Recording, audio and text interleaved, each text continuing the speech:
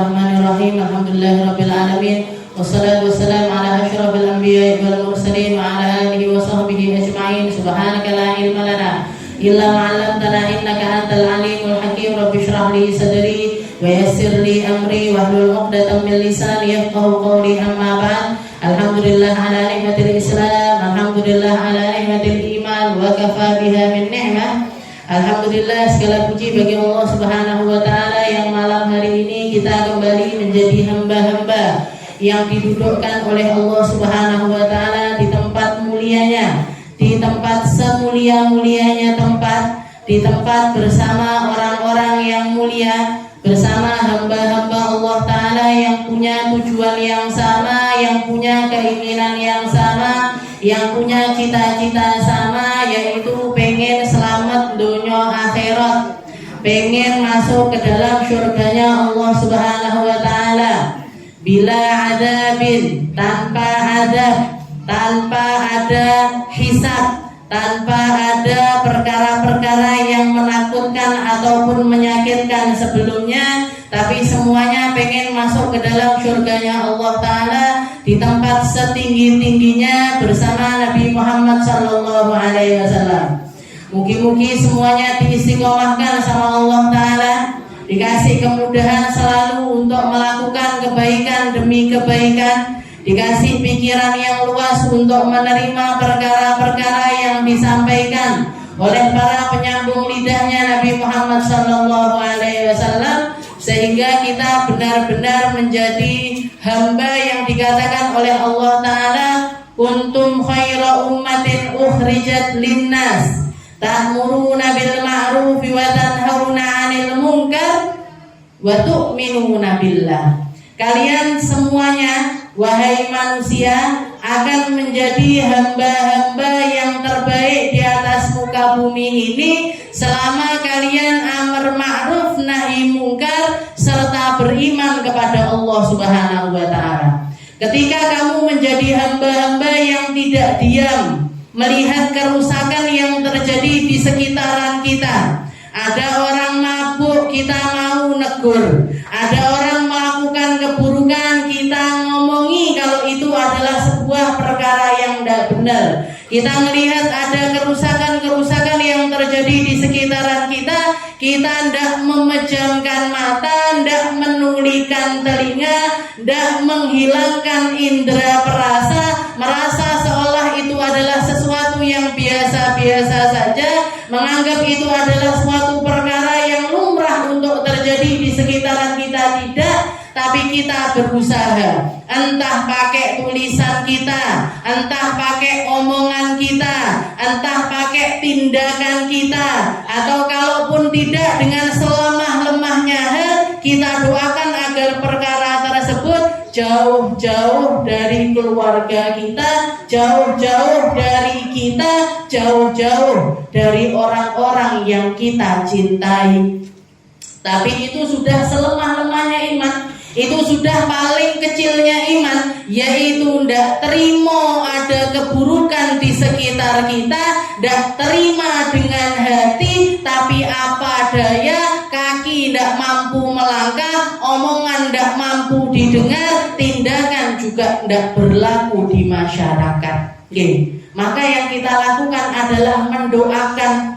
Kalaupun misalkan ya Allah, kalaupun misalkan umat ini tidak berbenah di zaman saya, semoga zaman setelah saya semakin baik.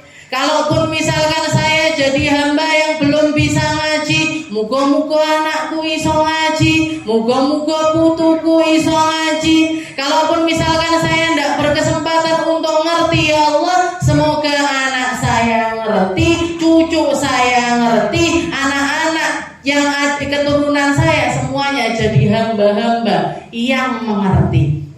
Itu sudah seminim-minimnya iman. Kuntum khaira ummatin ukhrijat linnas. Jadi Allah Ta'ala mengatakan, wahai engkau, wahai umatnya Nabi Muhammad Sallallahu Alaihi Wasallam, kalian adalah sebaik-baik umat. Kapan sebaik-baik umat terjadi? Ketika kalian tidak mendiamkan keburukan dan kalian mau ngajak orang-orang untuk melakukan kebaikan. Keburukan kita jauhi, keburukan kita hindari, keburukan kita usahakan untuk tidak ada di sekitaran kita. Setelah itu kita ajak orang untuk melakukan kebaikan.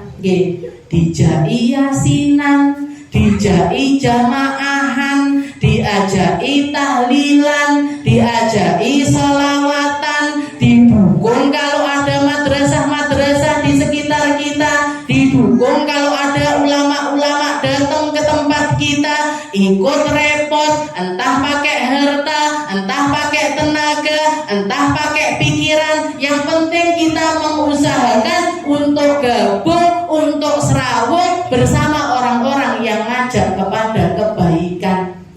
Karena umat ini sangat butuh dengan kebaikan. Umat ini sangat butuh dengan perkumpulan-perkumpulan yang baik. Ulama-ulama kita mengatakan manusia atau umat ini terbagi menjadi 3 level. Terbagi menjadi 3 level. Lahan dakwah itu ada 3 levelnya, Bu. Level pertama adalah mereka-mereka yang memang ahli ngaji, ahli sholat jamaahan, ahli kumpul-kumpul di dalam kebaikan, senengane yasinan, senengane tahlilan. Untuk menghidupkan orang-orang seperti ini, biar hatinya mau tergerak gimana? Untuk nambahi keimanannya gimana? Untuk memotivasi biar bombong, biar bangga, biar semangat dengan ibadah-ibadah yang selama ini memang sudah rutin mereka lakukan. Ini gimana? Di ngajekne, baca kitab kayak yang kita lakukan sekarang ini. Kenapa saya kok baca kitab Risalatul Mu'awanah di hadapan jenengan? Kenapa kok kemarin-kemarin kita bahas hadis, kita bahas buka kitab ngajar? Kenapa kok kita perkataannya Nabi, firmannya Allah Ta'ala, setelah itu dengan hal-hal yang berkaitan dengan kisah-kisah yang terjadi di zamannya Nabi Muhammad SAW? Kenapa kok seperti itu? Karena saya yakin jenengan adalah orang-orang ahli masjid, jenengan adalah orang-orang ahli yasinan. Sudah terbentuk kebaikan, sudah ada kebaikan, sudah terbungkus rapi dengan ibadah yang indah, biar membanggakan, biar jenengan kebaikan ini tidak berhenti di jenengan saja, tapi jenengan bangga untuk menebarkannya kepada anak cucu jenengan, kepada orang-orang yang jenengan cintai, di ngajek nih, diwarahi. Karena kebanyakan orang yang ahli masjid atau ahli sholawatan dan lain sebagainya, kebanyakan berhenti kebaikan itu pada diri mereka, tidak nular ke anak cucunya, karena mereka tidak ngerti piye caranya nyampaikan ke anak cucu. Gimana caranya ngajak mereka baik juga, gimana ngajak mereka mau sholawatan juga, gimana caranya ngajak mereka mau belajar juga.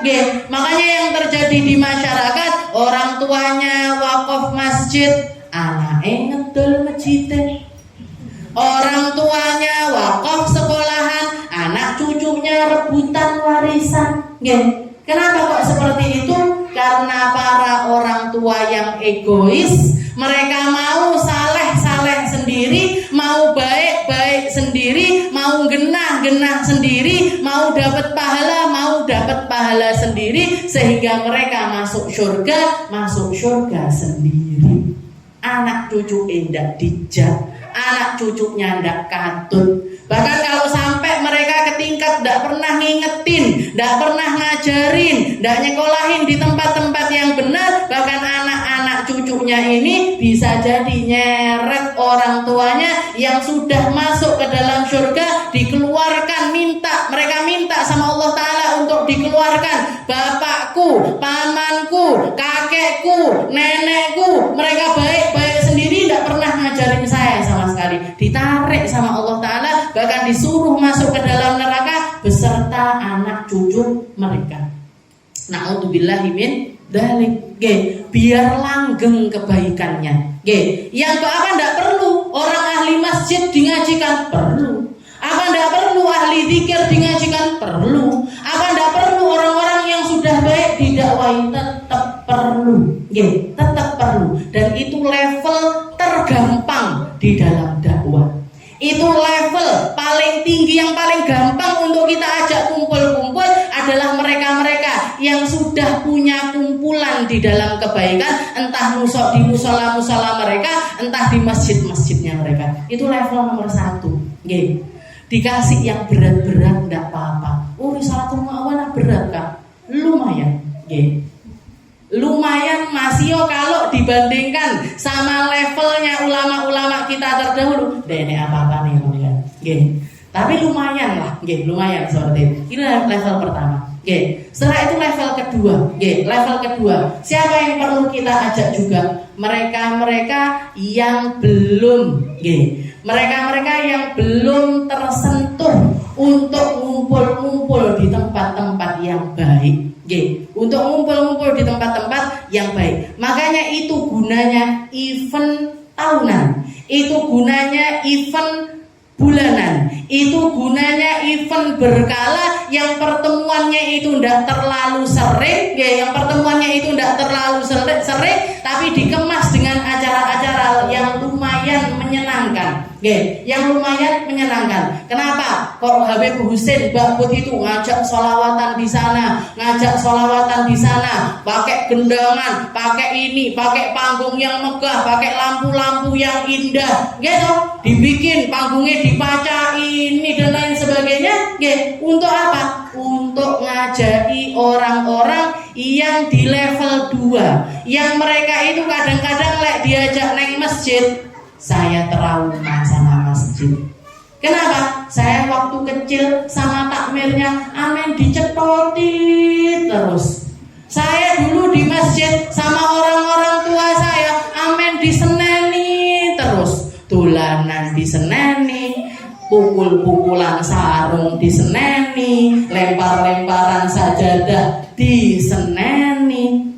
Akhirnya ada rasa trauma pada diri mereka, ada rasa tidak senang atau masih belum mau melangkahkan kaki di masjid, belum mau kumpul-kumpul di dalam kebaikan. Ya sudah, tidak ngelumpuk neng kono, ngelumpuk di sini dulu aja. Yang porsi ngajinya sedikit, tapi porsi gembira-gembira, tapi masih di jalur syariatnya Allah Subhanahu Wa Taala, itu porsinya lebih besar. Porsinya lebih besar. Jenengan gosidan ndak sadar, lepas ngaji ini.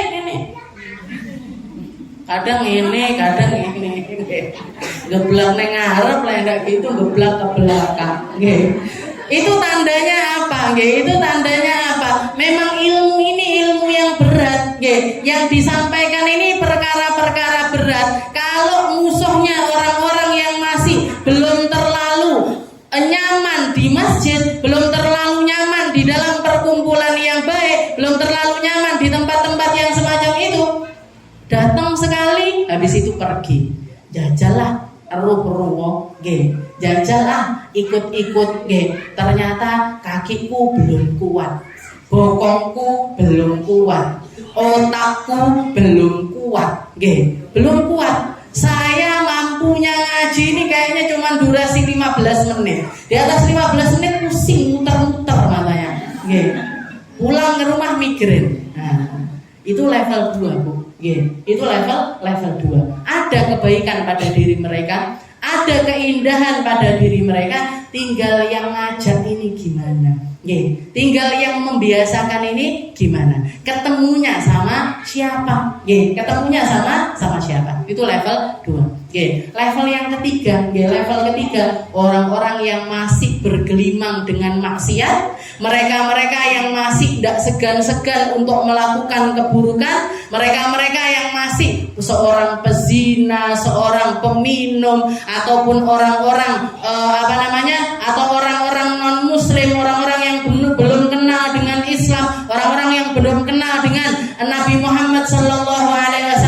Ini level yang lebih luas lagi dan porsinya sepertinya sangat banyak sekali. Nah, maka kita makanya dikatakan Nabi Muhammad SAW mengatakan dakwah itu bukan tugasnya para nabi saja, dakwah itu bukan tugasnya para dai saja, bukan tugasnya para ustadz-ustadzah saja, bukan tugasnya orang-orang yang orang-orang yang punya level tertentu di dalam keilmuan saja, tidak, tapi dakwah itu adalah tugasnya setiap orang. Setiap dari kita punya tugas dakwah. Setiap dari kita punya tugas untuk menyampaikan. Setiap dari kita punya tugas untuk bawa orang. Seperti yang dikatakan oleh Allah Subhanahu wa taala, "Ballighu anni walau ayah." Ballighu anni walau ayah. Sampaikan segala sesuatu tentangku, walaupun misalkan kalian mampunya itu cuma nyampaikan 1 ayat sekalipun, sampaikan. Sampaikan kepada mereka-mereka yang tidak ngerti. Sampaikan kepada mereka-mereka yang ngerti. Sampaikan kepada mereka-mereka yang super ngerti. Tetap butuh dakwah. Semua orang butuh dakwah. Semua orang butuh didakwahi. Semua orang butuh untuk berbuat, ngambil porsi di dalam dakwah dengan apapun yang kita miliki. Masalah dakwah ini tugasnya semua orang. Makanya kadang-kadang kita lihat orang-orang yang ada di televisi nih, orang-orang yang dakwah di media-media seperti televisi ataupun juga radio ataupun juga YouTube dan lain sebagainya, mereka kadang-kadang ngemas acaranya, datangkan artis, datangkan penyanyi, datangkan tukang qasidah, datangkan pelawak.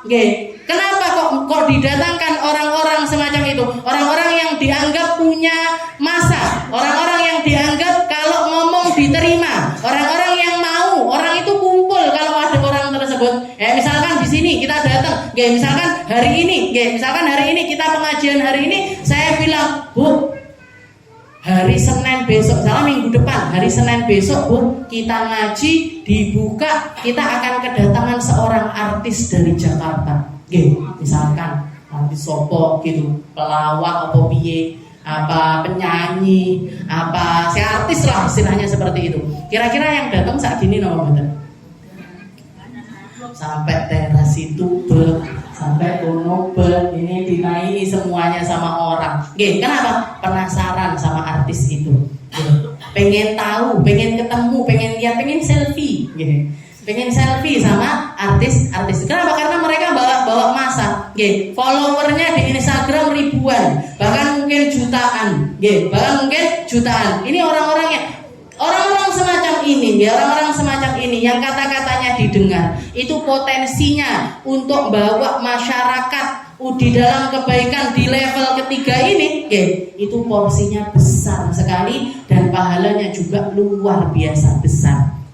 Karena yang dihadapi bukan orang baik, karena yang dihadapi orang-orang yang masih jauh, yang di hatinya mungkin belum kenal sama Allah Ta'ala, belum kenal sama Nabi Muhammad SAW, belum sujud dahinya kepada Allah Ta'ala, belum jadi ahli sholat, belum jadi ahli puasa, belum jadi ahli di dalam kebaikan-kebaikan, maka porsi mereka ini sangat luas sekali dan kita juga butuh sama orang-orang semacam itu. Makanya Bu, gak perlu nyelatu dai model apapun.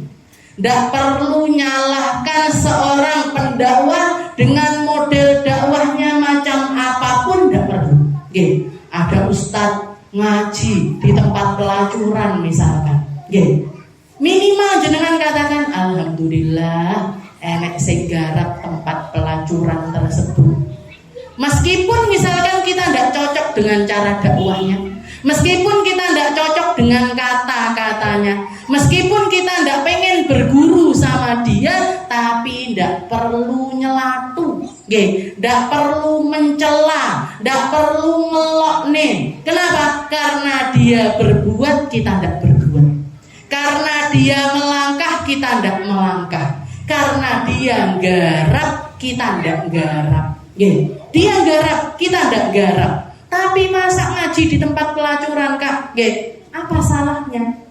Apa salahnya? Setiap buminya Allah Ta'ala ini sama Allah Ta'ala bahkan diizinkan untuk jadi tempat sujud, apalagi rukuk, apalagi dakwah, apalagi ngaji, apalagi melakukan kegiatan kebaikan yang lainnya. Semua buminya Allah di atas muka bumi ini sama Allah Ta'ala, wa ju'ilat liyal arda masjidan wa tahuran. Katanya Nabi, semua yang ada di alam semesta ini, tanahnya, buminya sama Allah Ta'ala boleh boleh dipakai toharo, bisa dipakai tayamum. Nggih, lek dipakai sholat aja boleh. Apalagi dipakai ngaji. Nggih, apalagi dipakai nyeritakan tentang orang-orang soleh, apalagi dipakai untuk nyeritakan tentang kebaikan-kebaikan, sangat boleh sekali, Bu. Nggih, sing penting ndak neng jeding. Nggih, dakwah sing penting ndak dijeding. Nggih, ngumpulnya di toiletnya, ngaji bersama-sama di toilet. Nah, ini baru yang ndak boleh. Nggih, kenapa? Karena tempat itu tempat yang najis, dipakai orang buang hajat, dipakai orang untuk kegiatan-kegiatan yang misinya itu mengeluarkan sesuatu yang kotor-kotor dari dirinya. Nggih, maka di tempat itu yang ndak boleh. Jadi mau dai itu nggarap orang level 1, mau level 2, mau level 3, kita hormati, kita dukung, kita minta orang semacam itu dibanyakin sama Allah Ta'ala. Karena dengan banyaknya orang-orang semacam itu, insya Allah negeri ini akan semakin baik dan semakin baik, akan semakin ngerti dan semakin ngerti, akan semakin paham dan semakin paham. Dan semoga kita semuanya sama Allah Ta'ala juga dijadikan salah satu di antara hamba-hamba yang berdakwah. Kalau tidak bisa berdakwah, mendukung dakwah. Kalau tidak mendukung dakwah, ngomongi orang untuk dakwah. Kalau tidak ngomongi orang untuk dakwah, meneng kalau ada orang dakwah. Diam. Kalau ada orang berdakwah, tidak usah dicelatu. Kalau tidak bisa muji, tidak usah ngelok nih. Karena ngelok nih dalam bentuk apapun, menghina dalam bentuk apapun, itu yang rugi pertama kali adalah kita, yang kotor pertama kali adalah kita, yang jelek pertama kali adalah kita, yang tertunjukkan aib di dalam hatinya pertama kali adalah kita. Karena itu menunjukkan bahwasanya hati kita sama kotornya dengan perkataan kita, sama hinanya dengan hinaan kita, sama celakanya dengan celatuan-celatuan kita. Na'udzubillahi min dzalik. Jadi ini 3 porsi dari tempat dakwah. Semoga semuanya dijadikan sama Allah Ta'ala dai-dai. Allah Subhanahu wa Ta'ala juga mengatakan di dalam Al-Qur'an, "Wa man ahsanu qaulan mimman da'a ilallah." Siapa kiranya orang-orang yang punya perkataan terindah selain para dai-dainya Allah Subhanahu wa Ta'ala. Guru saya Habib Segaf niku pernah, beliau itu kan dakwah kemana-mana jadi keliling-keliling dakwah, bahkan sampai dikatakan selama bulan Maulid kemarin itu hampir tidak pulang ke rumah sama sekali. Bahkan pernah dalam 1 hari itu beliau naik pesawat 6 kali. Sehari jangan naik pesawat sampai sekarang berapa kali? Beliau naik pesawat 6 kali. Sarapannya di Jakarta. Sarapannya di Jakarta. Jadi sholat subuh di Bangil, sarapannya di Jakarta. Sarapannya di Jakarta. Makan siangnya di Banjarmasin. Makan habis itu sholat maghribnya di mana? Pokoknya sehari itu 6 kali. 6 kali naik pesawat. Kalau kita melek, beliau kesel bisa. Jadi selama 1 bulan itu beliau cerita selama 1 bulan itu hampir tidak pulang ke rumah sama sekali. Bulan Maulid, bulan Maulid ini kan memang banyak-banyaknya orang bikin gelaran-gelaran, acara-acara yang undang para pendakwah. Setelah itu dikatakan beliau ini pernah ada masa-masa di mana capek, jenuh, ini kesel istilahnya, disuruh dakwah, capek sama dakwah, pengen di rumah aja, pengen ngadepi murid-murid aja, pengen ngadepi santri-santrinya aja. Beliau memilih untuk tidak nerima job, tidak nerima, istilahnya tidak nerima panggilan itu selama 1 bulan.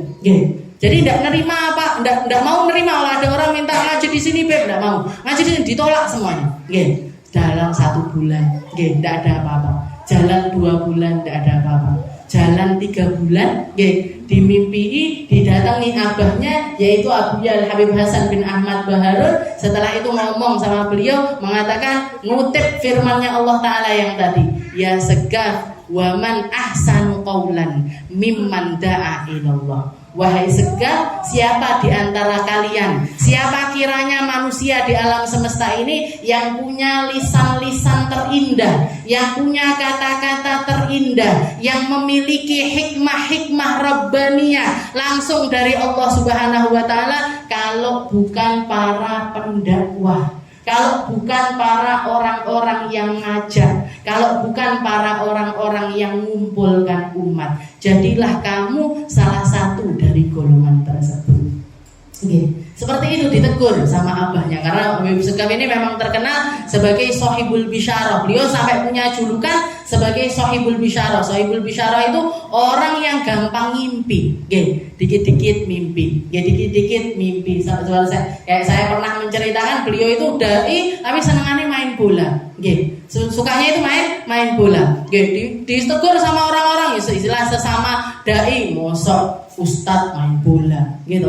Berhenti beliau, berhenti, didatangi, dimimpiin sama gurunya beliau, yaitu Habib Zain bin Smith. Dimimpiin Habib Zain bin Smith. Habib Zain bin Smith bilang, ya Segaf, anta alim wa anta tal'ab qurratal qadam. Wahai Segaf, kamu itu adalah seorang alim, kamu orang yang berilmu, kamu seorang pendakwah, tapi kamu tetap pemain bola. Gurunya yang datang, main bola lagi, dan dapat lagi omongannya orang, masa ustadz, masa dai, senengannya masa main bola, masa main bola, berhenti lagi beliau. Dan orang kan gitu kan, kalau diomongin, kalau dinyinyirin lah istilahnya, kalau orang sekarang ngomongnya dinyinyirin, don lagi, didatangi lagi, mimpi beliau didatangi sama Abuya Said Muhammad bin Alwi Al-Maliki, gurunya Abuya Zain, tapi gurunya Ustaz Segaf juga. Dia beberapa kali ngaji di tempatnya Abuya Maliki. Abuya Maliki ngomong omongan yang sama, ya Segaf, anta alim wa anta ta'ab qurratal qadam. Kamu alim tapi kamu tetap main bola lagi. Enggak apa-apa. Abuya Zain bilang boleh, Abuya Maliki juga bilang boleh. Diomongin orang lagi, don lagi, dan main bola lagi. Tahu-tahu beliau mimpi, di dalam mimpinya itu lagi main bola, dan yang hadir di permainan bola itu adalah Sayyidina Umar bin Khattab. Sayyidina Umar bilang, ya Segaf, anta alim wa anta tal'ab qurratal qadam. Kamu orang alim tapi tetap mau main bola. Dan terbukti, beliau main bola itu jadi sarana dakwahnya beliau. Di Jakarta, beliau dakwah di Jakarta. Setelah dakwah semacam ini, pengajian semacam ini, untuk mendekatkan hati, untuk mendekatkan rasa, beliau ngajaki orang-orang punya perkumpulan, ayo main bola, ayo cari lapangan futsal, cari tempat untuk main bola, kita tanding di sana. Yang semulanya mereka tanding pakai celana pendek-pendek, sama Ustaz Segaf ditegur pakai celana panjang biar auratnya enggak kebuka.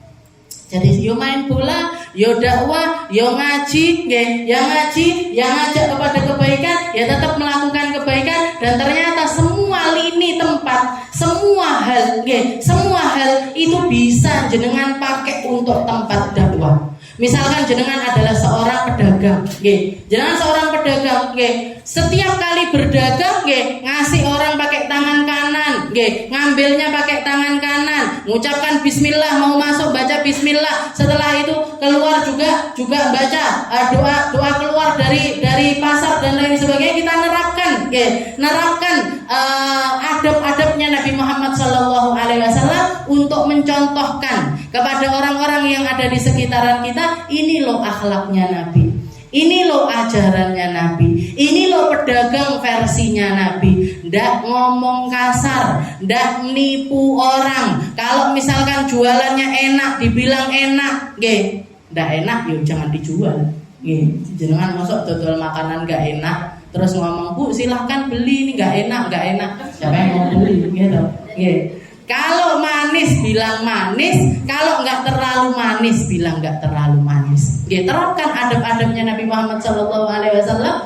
Nanti orang-orang akan tahu, oh di sana itu loh pedagangnya amanah. Oh di sana. Dan ketika orang seperti yang dikatakan oleh Nabi Muhammad SAW, at-tajir, al-aminu, as-saduqu, al-muslimu ma'asyuhadai yaumal qiyamah. Seorang pedagang yang jujur, yang bisa dipercaya, at-tajirul aminu as-saduqu al-muslimu, dan dia adalah seorang seorang muslim nanti tempatnya di sisi Allah Ta'ala bersama golongannya para syuhada.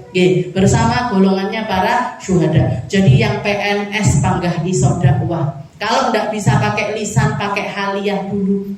Kalau pakai haliyah kita, tunjukkan kalau kita itu bawa akhlaknya Nabi, bawa adabnya Nabi, bawa cahayanya Nabi, bawa kerinduan kepada Nabi dimanapun kita berada. Jadilah duta-dutanya Nabi Muhammad, contoh-contohnya Nabi Muhammad di tempat-tempat sekitaran kita. Entah mana yang kita guide, mau level 1 silahkan, mau level 2 silahkan, mau level 3 silahkan, tapi yang pasti kita adalah orang-orang yang selalu gembira dengan adanya dakwahnya Nabi Muhammad SAW. Kita selalu gembira dengan adanya kebaikan-kebaikan yang ada. Semakin baik orang, semakin senang kita. Semakin orang-orang kumpulan-kumpulan semakin ramai, kumpulan kebaikan semakin ramai, semakin senang juga kita. Jangan sampai kita jadi orang-orang golongan-golongan yang dengki, golongan-golongan yang hasud, golongan-golongan yang enggak senang, golongan-golongan yang bisanya itu nyinyir dan juga ngomong perkataan-perkataan yang buruk. Semoga kita tidak masuk di dalam golongan orang-orang yang semacam itu. Dan semoga orang-orang yang semacam ini sekalipun yang masih iri sama dakwah, yang masih dengki sama dakwah, yang masih tidak senang sama dakwah, yang masih anti dengan dakwah, semoga dibukakan hatinya sama Allah Ta'ala sehingga mau menerima kebaikan-kebaikan, mau menerima ajarannya Nabi Muhammad SAW, mau menerima cahayanya Allah Subhanahu Wa Ta'ala untuk masuk ke dalam diri mereka serta keluarga mereka serta orang-orang yang mereka sayangi semuanya. Dan semoga kita semuanya sama Allah Ta'ala dikasih kenikmatan iman, kenikmatan khusyuk, kenikmatan bermajelis, kenikmatan di dalam melakukan kebaikan-kebaikan. Semoga kita semuanya punya rasa di dalam hal itu semuanya. Dan semoga Allah Ta'ala selalu merahmati kita semuanya, mengampuni kita semuanya, memberikan kebaikan-kebaikan kepada kita semuanya, memanjangkan usia kita di dalam kebaikan, baik pikirannya, baik hatinya, baik langkahnya, baik cara pandangnya, baik di dalam segala perilaku dan juga perkataan kita. Dan semoga Allah Subhanahu Wa Ta'ala menjadikan kita hamba-hamba yang terampuni, nggak keluar dari tempat ini sekecuali dosa-dosa kita semuanya dihabiskan sama Allah Ta'ala. Dan semoga kita semuanya, anak cucu kita, keluarga kita, semuanya jadi hamba-hamba yang ngerti dengan ilmu, yang ngerti dengan fikih, yang ngerti dengan ajarannya Nabi, yang ngerti dengan syariatnya Allah Subhanahu Wa Ta'ala. Dan atas segala itu semuanya kita minta sama Allah Ta'ala, mugi-mugi semuanya dikasih husnul khatimah, kematian yang indah, kematian yang baik, kematian yang penuh dengan ridho dari Allah Subhanahu Wa Ta'ala. Ala hadhihi niyyah wa ala niyatin salihah wa ila hadratin Nabi Muhammad sallallahu alaihi wasallam bisirril Fatihah.